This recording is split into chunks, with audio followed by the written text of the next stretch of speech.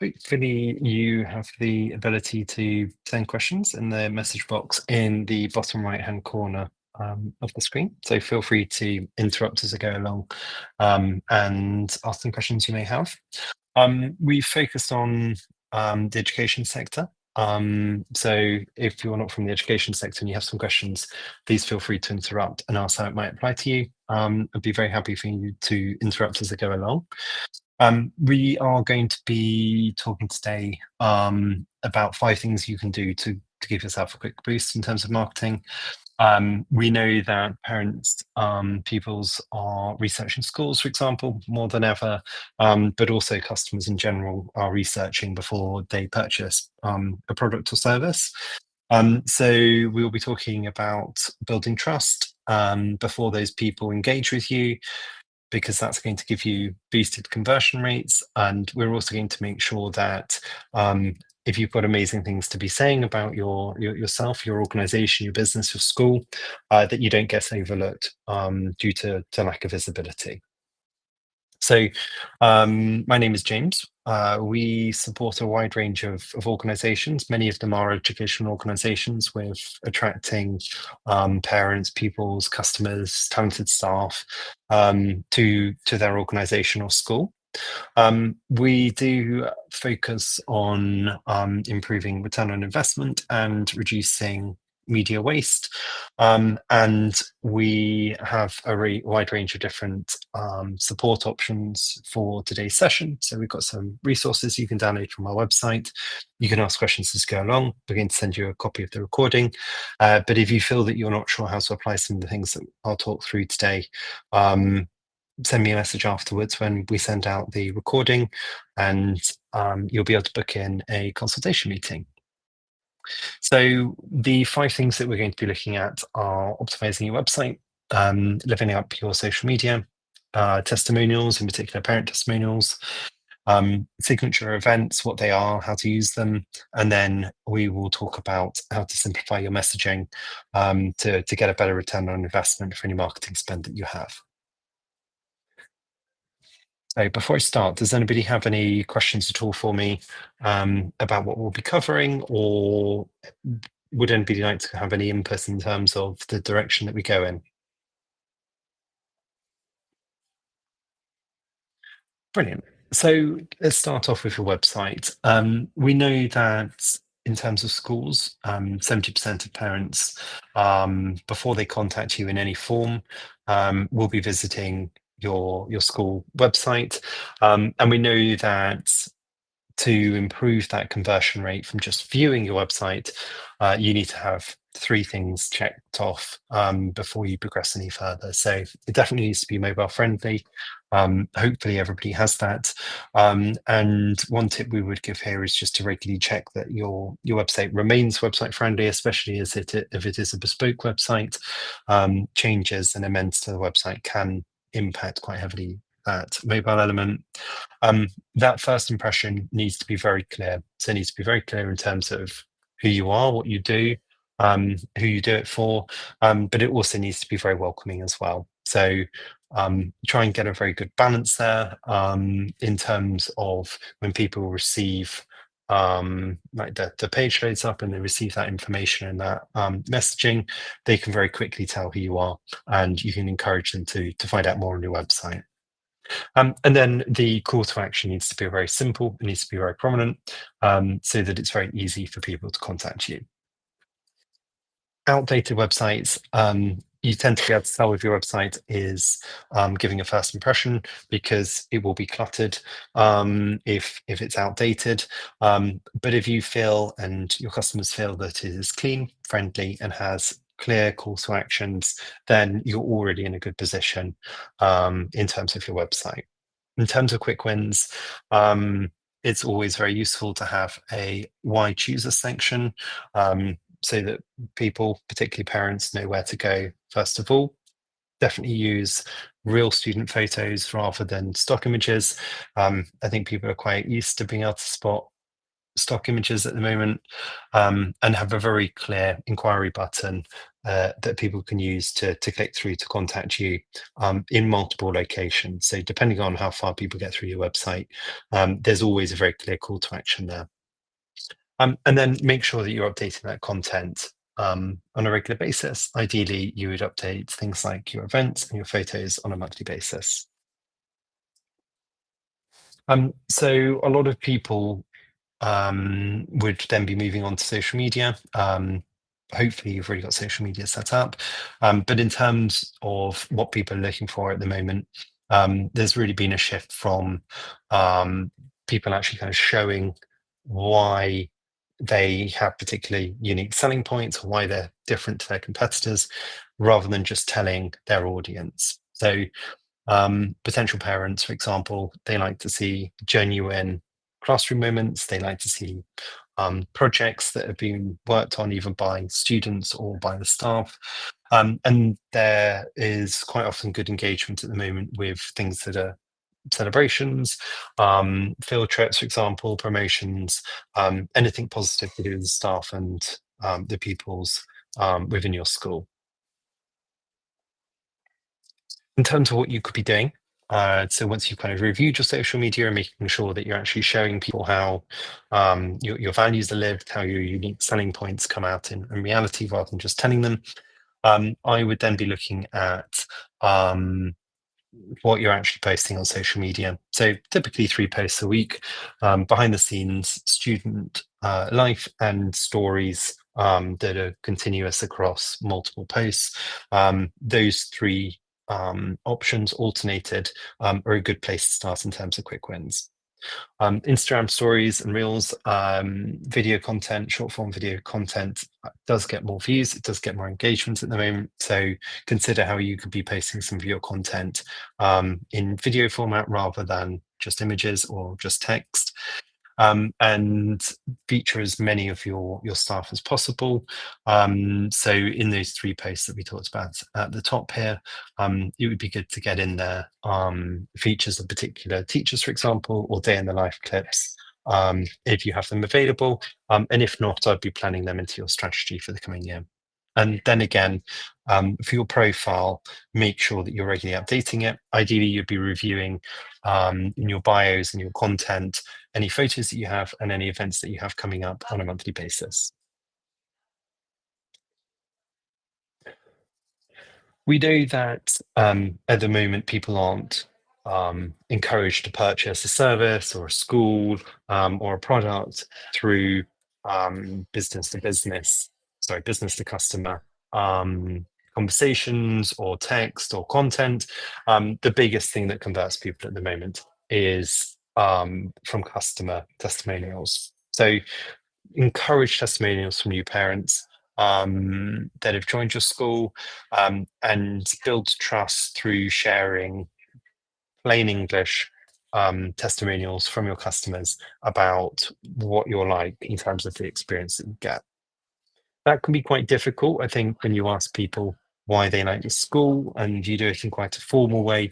You'll find that you get very formal answers and they can tend to sound a little bit um, kind of like you've guided that person. So talk to them about kind of moments that they've really enjoyed in terms of engaging with staff or moments that their child has particularly enjoyed so that you can get some of that emotion out of them.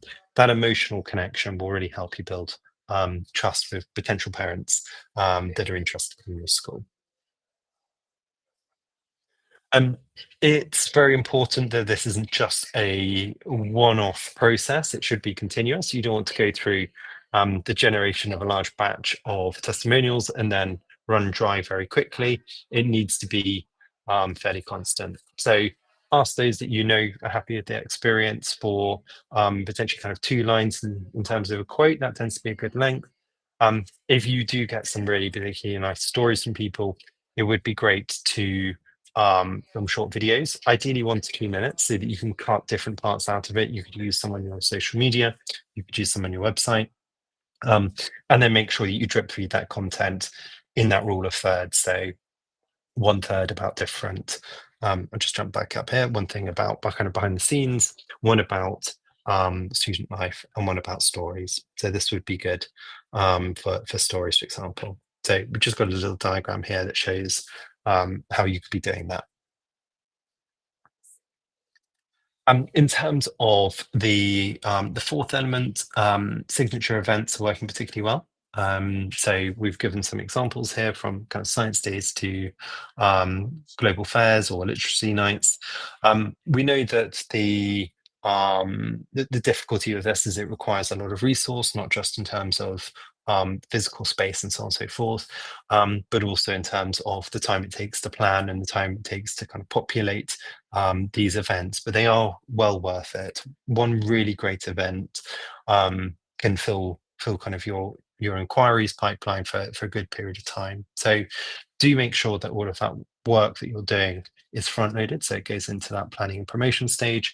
Um, Hopefully people can support you in terms of hosting it, and do make sure that you capture that content, so ideally record the session, so you can send out that recording and you can follow up with people who both attended and also didn't attend, so you can get the most optimum return on investment from all of that time you've invested. In terms of our tips here, give it a unique name, make sure that it's branded, make sure it's very clear what it is. Um, that clarity bit's really important. Sometimes it's very difficult to know what some events are about. Potentially invite people who are local to your school or are particularly connected with your sector to promote it out. Well, we have seen things work very well with local influencers, local publications, local newspapers, but also bloggers as well. So have a think about who you could be engaging with to promote out this event. And then populate a database. Ideally, you'd have a CRM, but potentially it could be a spreadsheet to be able to populate the contacts that you'll get from such an event.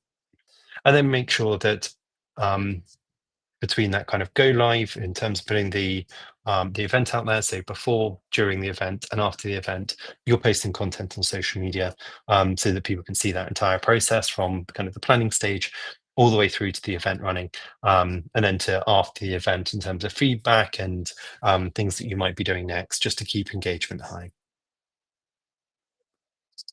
All of these four tips, they're going to be very difficult if you don't have a clear message. So we know that simplifying your message at the moment is vital. There's a lot of messaging out there. People are typically having to see things 12 to 15 times before you can kind of convert them into completing a form, for example. And simple messaging will help reduce the number of touch points that you require to have a conversion.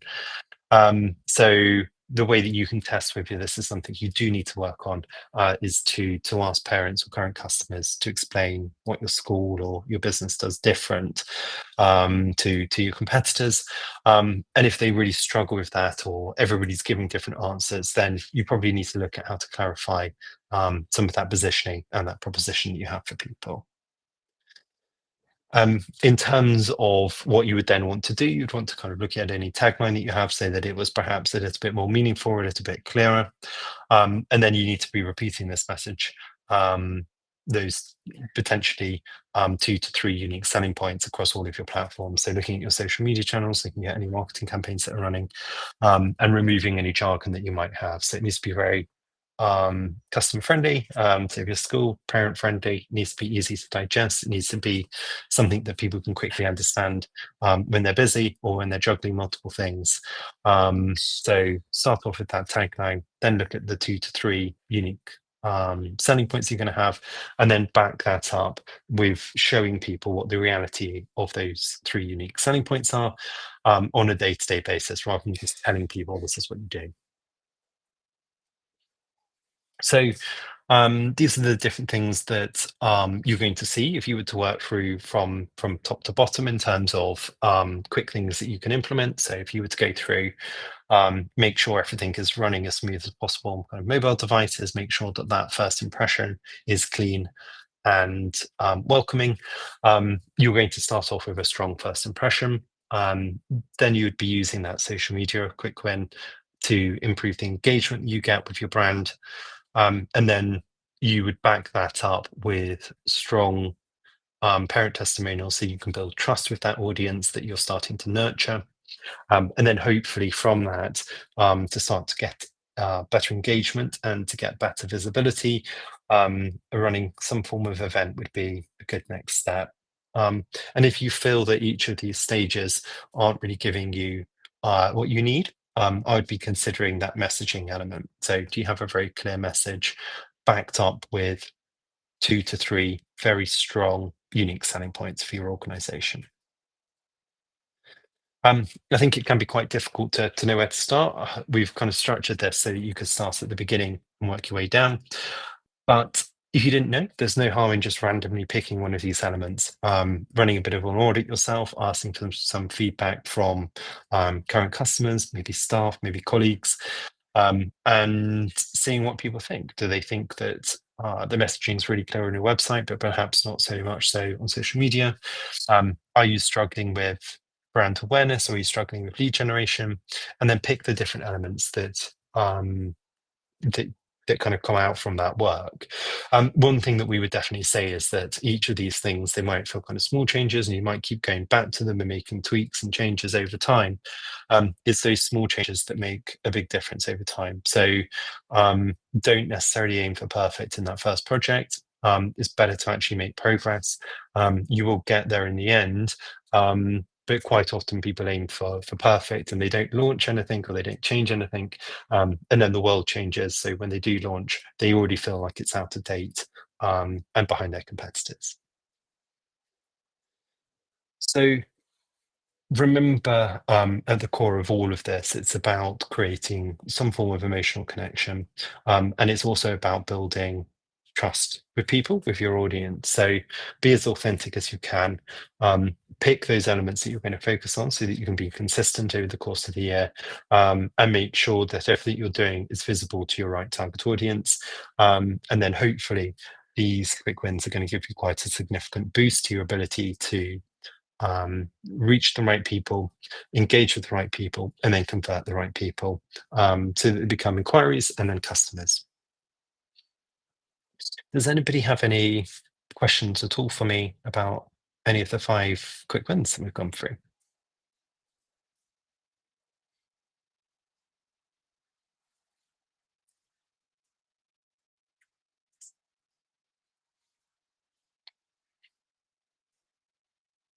Perfect. So what we'll do is we'll share a recording of the session. Um, For those that have had to drop off or haven't been able to attend today, that will also give you the opportunity to contact me directly.